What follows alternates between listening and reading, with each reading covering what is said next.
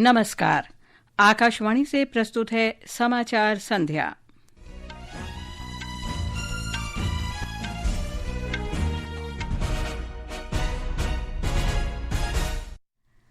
राष्ट्रीय सुरक्षा सलाहकार अजीत डोभाल ने जोर देकर कहा, भारत ने ऑपरेशन सिंदूर के दौरान पाकिस्तान के 9 आतंकी ठिकानों पर अचूक निशाना साधा।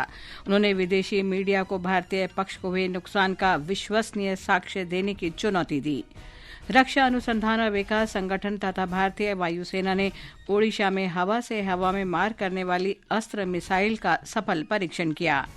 सरकार दुर्लभ मृदा चुंबकों के उत्पादन को बढ़ाने के लिए 1000 करोड़ रुपए से अधिक की सब्सिडी देगी।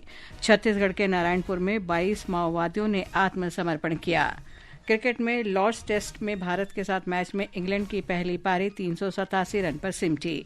और विंबलडन टेनिस में कार्लोस अल्काराज और टेलर फ्रिट्ज के बीच पुरुष सिंगल्स सेमीफाइनल मुकाबला जारी। नोवाक जोकोविच और यानिक सिनर आज रात दूसरे सेमीफाइनल में आमने सामने होंगे।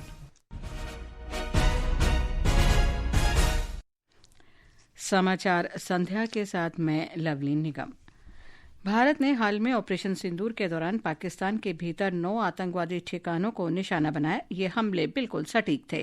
ये बात राष्ट्रीय सुरक्षा सलाहकार अजीत डोभाल ने आज चेन्नई में IIT मद्रास के 62वें वार्षिक दीक्षांत समारोह में अपने संबोधन के दौरान कही।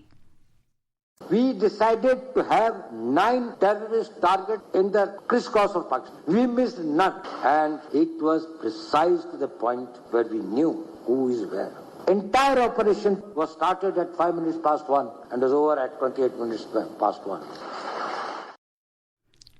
उन्होंने ऑपरेशन सिंदूर के बारे में गलत सूचना फैलाने के लिए विदेशी मीडिया की आलोचना की और उन्हें भारतीय पक्ष में हुए नुकसान का विश्वसनीय सबूत पेश करने की चुनौती दी।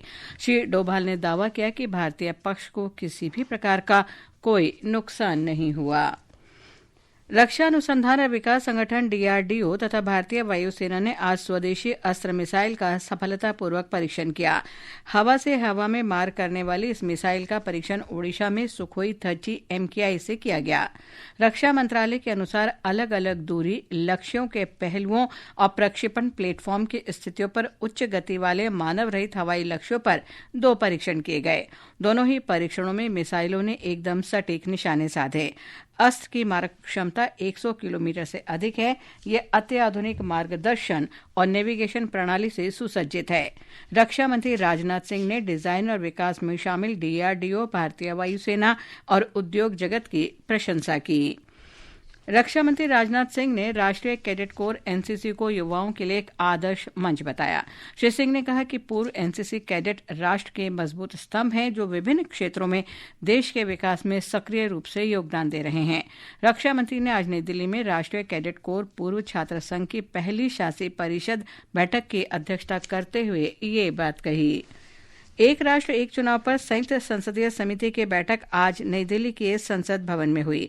39 सदस्यीय इस समिति में लोकसभा के 27 और राज्यसभा के 12 सदस्य शामिल हैं। एक रिपोर्ट। ये बैठक 129वां संविधान संशोधन विधेयक 2024 और केंद्र शासित प्रदेश विधि संशोधन विधेयक 2024 की व्यापक समीक्षा के तहत हुई। भारतीय जनता पार्टी के सांसद PP चौधरी की अध्यक्षता वाली इस समिति ने जारी विचार विमर्श के तहत कानूनी विशेषज्ञों के साथ सलाह मशवरा किया। बैठक में भारत के पूर्व मुख्य न्यायाधीश न्यायमूर्ति जगदीश सिंह खेहर और न्यायमूर्ति DY चंद्रचूड़ ने देश में एक साथ चुनाव कराने के मुद्दे पर समिति के समक्ष प्रस्तुति दी। देश में एक साथ चुनाव कराने की अवधारणा कोई नई बात नहीं है। संविधान को अपनाने के बाद वर्ष 1951 से 1967 तक लोकसभा और सभी राज्य विधानसभाओं के चुनाव एक साथ आयोजित किए गए थे। दीपेंद्र की रिपोर्ट के साथ समाचार कक्ष से मैं सरफिरोजी। सरकार ने गृह सचिव गोविंद मोहन का कार्यकाल अगले वर्ष 22 अगस्त तक बढ़ा दिया है। श्री मोहन इस वर्ष 30 सितंबर को सेवानिवृत्त होने वाले थे। मंत्रिमंडल की नियुक्ति समिति ने श्री मोहन को सेवा विस्तार को स्वीकृति दे दी है। ये समाचार आकाशवाणी से प्रसारित किए जा रहे हैं। ताजा समाचार जानने के लिए आप हमारे social media handle X @AIR news Hindi को फॉलो कर सकते हैं। सरकार देश में दुर्लभ मृदा चुंबकों के उत्पादन को बढ़ावा देने के लिए 1,345 करोड़ रुपए की सब्सिडी स्कीम शुरू करने की योजना बना रही है। इस संबंध में अंतर मंत्रालय परामर्श चल रहा है। भारी उद्योग मंत्रालय के सचिव कामरान रिजवी ने नई दिल्ली में एक समारोह में जानकारी दी कि स्कीम दुर्लभ मृदा ऑक्साइड को चुंबकों में बदलने के लिए सहायता प्रदान करेगी। ये प्रस्तावित स्कीम चीन द्वारा दुर्लभ मृदा चुंबकों के निर्यात पर प्रतिबंध लगाने के बाद आई है। चीन के इस कदम से वैश्विक आपूर्ति और इलेक्ट्रॉनिक वाहन निर्माता प्रभावित हुए थे। निर्वाचन आयोग ने कहा है कि बिहार में पिछले 17 दिन में लगभग 7 करोड़ 90 लाख मतदाताओं में से 74% से अधिक ने अपने गणना फॉर्म जमा कर दिए हैं। आयोग ने कहा कि विशेष गहन पुनरीक्षण के दूसरे चरण में बूथ स्तरीय अधिकारी घर घर जाकर मतदाताओं की सहायता कर रहे हैं और उनके भरे हुए गणना फॉर्म एकत्र कर रहे हैं।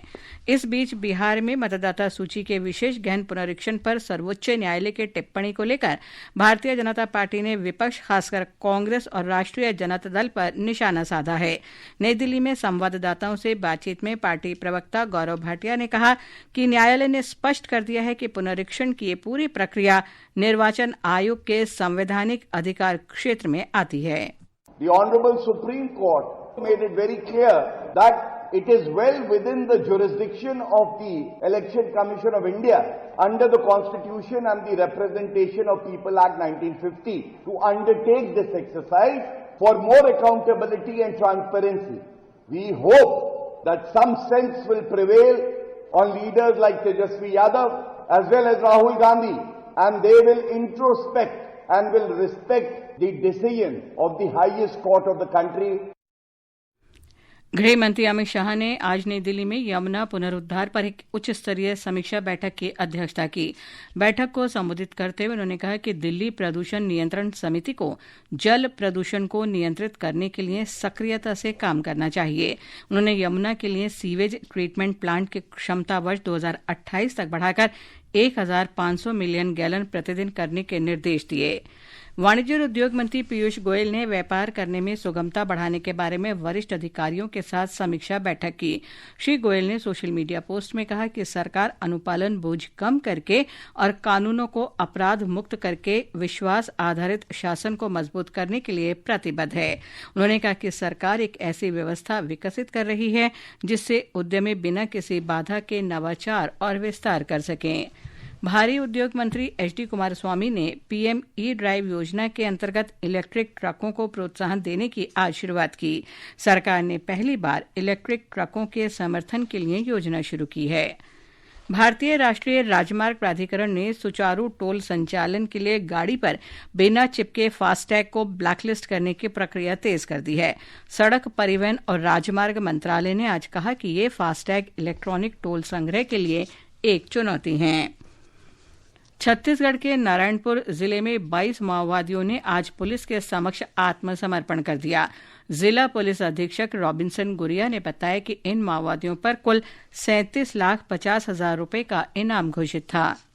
कुल 22 माओवादियों ने नारायणपुर जिले में पुलिस के सामने आत्मसमर्पित किया है। इसमें मुख्य रूप से जो डीवीसी सुखलाल, जिसने कुतुल एरिया कमेटी को काफी समय से इंचार्ज रहा है, उसने सरेंडर किया अपनी वाइफ के साथ। बाकी 1 डीवीसीएम, 3 एसीएम, 5 पार्टी मेंबर्स के रैंक के थे और बाकी आरपीसी एवं अन्य नक्सल सहयोगियों ने सरेंडर किया है।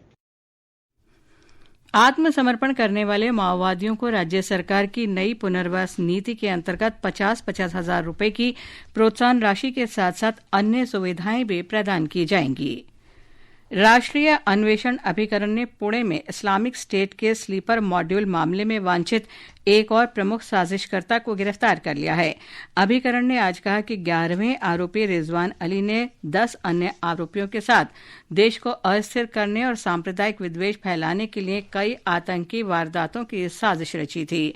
उधर जम्मू कश्मीर में राज्य जांच एजेंसी ने आतंकवाद के वित्त पोषण की जांच के सिलसिले में जम्मू, डोडा और हंदवाड़ा में 3 स्थानों पर छापे मारे। ये छापेमारी आतंकवाद को बढ़ावा देने और शांति भंग करने के लिए क्रिप्टो करेंसी के जरिए सीमा पार से धन जुटाने की एक साजिश को लक्षित करके की गई है। गुजरात के स्वास्थ्य मंत्री ऋषिकेश पटेल ने कहा कि सरकार ने वडोदरा पुल हादसे की उच्च स्तरीय जांच करवाई है। जांच समिति की रिपोर्ट के अनुसार मुजपुर गंभीरा पुल पैदल यात्रियों की अत्यधिक भीड़ और पुल पर पड़े दबाव के कारण ढह गया। श्री पटेल ने आज वडोदरा जिले के मुजपुर में गंभीरा पुल घटना स्थल के दौरे के दौरान ये बात कही। उन्होंने ये भी बताया कि समिति 30 दिन के भीतर एक विस्तृत रिपोर्ट प्रस्तुत करेगी। ये समाचार हमारी वेबसाइट www.newsonair.gov.in और हमारे न्यूज़ ऑन एआईआर ऐप पर भी उपलब्ध हैं। पाकिस्तान के बलूचिस्तान प्रांत में अज्ञात बंदूकधारियों ने 9 यात्रियों का अपहरण कर हत्या कर दी। ये घटना कल शाम झोप के पास हुई। हथियारबंद हमलावरों ने यात्री बसों को लेकर यात्रियों को गोली मारी। मारे गए सभी 9 लोग पाकिस्तानी सैन्य खुफिया एजेंट थे जो क्वेटा से लाहौर जा रहे थे। अभी तक किसी ने इस हमले की जिम्मेदारी नहीं ली है। 5000 से अधिक अफगान शरणार्थी परिवार कल अपने वतन अफगानिस्तान लौट आए। इनमें से अधिकांश शरणार्थी ईरान से लौटे हैं। अफगानिस्तान की अंतरिम सरकार की मेजबान देश ईरान से संयम बरतने और शरणार्थियों की वापसी की प्रक्रिया को धीमा करने की अपील के बीच शरणार्थियों की बड़ी पैमाने पर वापसी हो रही है। और अब आर्थिक जगत की खबरों के साथ हैं मनोज पाठक। बॉम्बे स्टॉक एक्सचेंज का सेंसेक्स आज 690 अंक घटकर 82,500 पर बंद हुआ। उधर नेशनल स्टॉक एक्सचेंज का निफ्टी 50 205 अंक घटकर 25,150 पर बंद हुआ। अंतर बैंकिंग विदेशी मुद्रा बाजार में $1 की तुलना में रुपया 15 पैसे कमजोर होकर 85 रुपये 79 पैसे पर बंद हुआ। उत्तराखंड के पर्वतीय जिलों में आज मौसम साफ रहा। राज्य में दोपहर के बाद कुछ स्थानों पर बादल छाए रहे।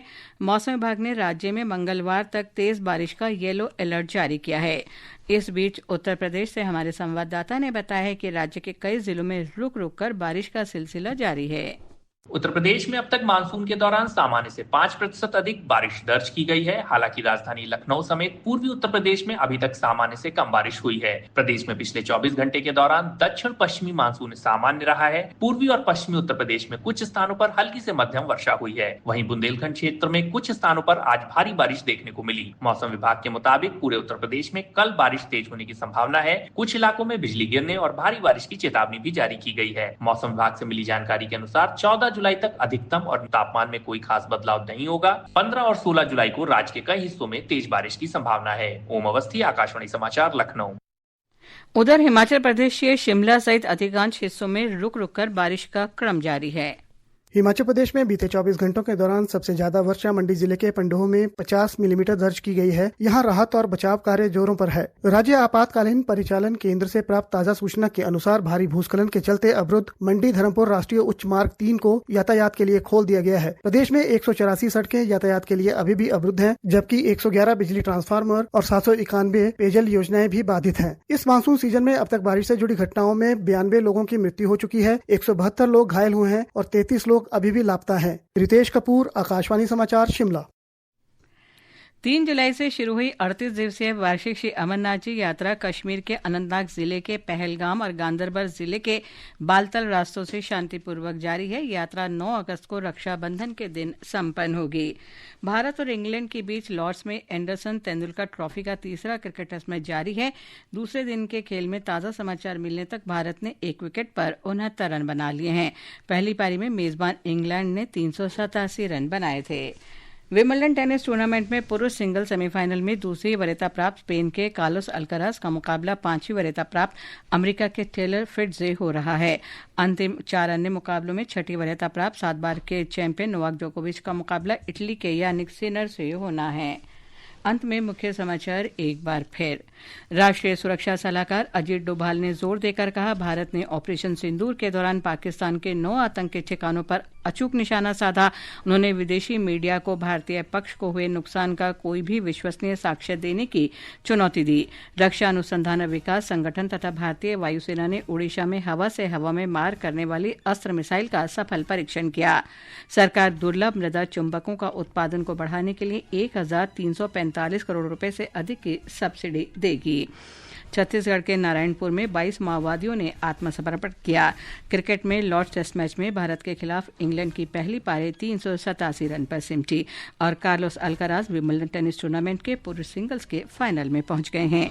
इसके साथ ही समाचार संध्या का ये अंक समाप्त हुआ। नमस्कार।